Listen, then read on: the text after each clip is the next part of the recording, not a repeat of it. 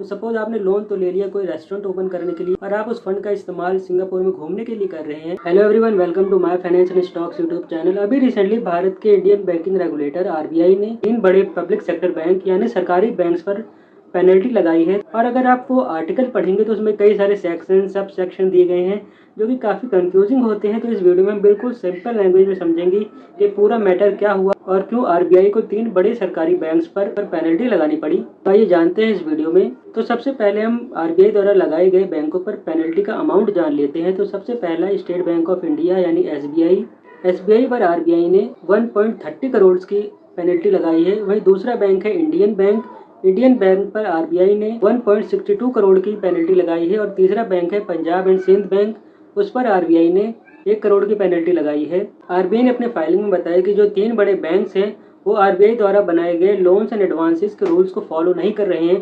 तो simple language में बात करें तो इन बैंक्स ने बिग कॉरपोरेशंस को लोन दिए हैं लोन एग्रीमेंट के तहत, और उसके बाद उन्होंने उन लोन्स को मॉनिटर नहीं किया कि उन लोन का इस्तेमाल किन प्रोजेक्ट्स के लिए किया जा रहा है। फॉर एग्जाम्पल, अगर कोई कंपनी किसी पर्टिकुलर प्रोजेक्ट के लिए लोन लेती है और फिर उस फंड का इस्तेमाल किसी और पर्पज़ के लिए करने लगती है तो इसे मॉनिटर करने का काम उन बैंक्स का होता है जो कि लोन प्रोवाइड करते हैं। इन बैंक्स ने लोन देने के बाद कोई मॉनिटरिंग नहीं की कि उनके फंड्स का इस्तेमाल किन प्रोजेक्ट्स के लिए किया जा रहा है और क्या कंपनी उस लोन एग्रीमेंट को फॉलो कर रही है या नहीं।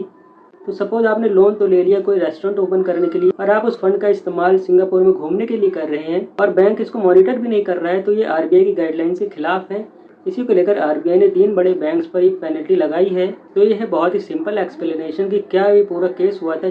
तो इसीलिए आरबीआई ने 3 बड़े बैंक्स पर पेनल्टी लगाई है कि उन्होंने लोन एग्रीमेंट को फॉलो नहीं किया। कंपनी फंड का इस्तेमाल कहाँ पर कर रही है कहाँ पर नहीं कर रही है इसको बैंक को कोई मतलब नहीं, और ये बैंक को फॉलो करना होता है कि वो फंड दे रही है तो उसको मॉनिटर भी करना है कि कहाँ पर उन फंड का इस्तेमाल हो रहा है। तो बैंक्स ने आरबीआई के रूल्स को फॉलो नहीं किया, इसलिए उन्हें पेनल्टी भुगतनी पड़ रही है।